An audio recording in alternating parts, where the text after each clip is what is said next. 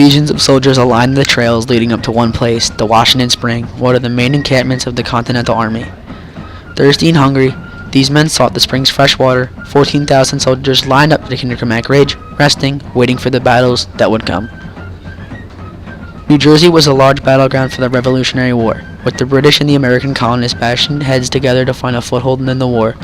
The Continental Army needed to have soldiers at the ready to fight against the enemy. The British had the same idea, and with equal patriots, people sided with the colonists and loyalists, people sided with the British Crown. In the town of Paramus, problems arose. Both sides raided farms and houses, hoping to find food, supplies, and materials to help with the war effort.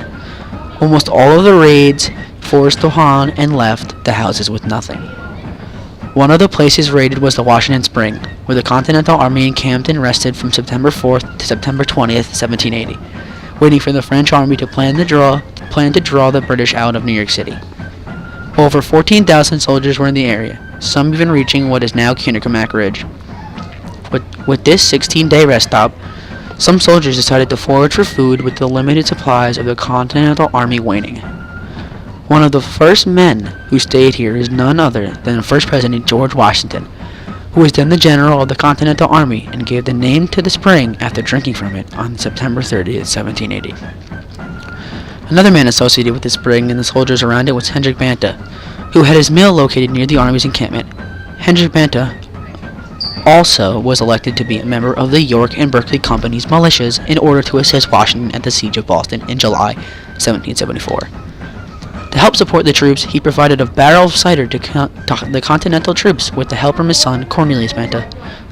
Although it may seem like a worthless rest stop that delayed the win of the Continental Army, without stopping at the Washington Spring, the war may have gone the other way with the British colonists.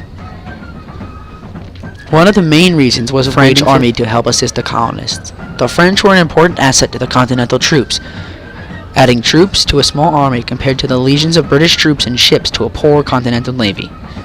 With the end of the Revolutionary War in 1783, just 3 years away, the encampment in the Washington Spring was important for the Continental Army and the outcome of the war. With men like George Washington, a general, and Hendrik Banta, a farmer, present in the 14,000 troops of the Continental Army, the Spring was an important event in the Paramus involvement in the Revolutionary War.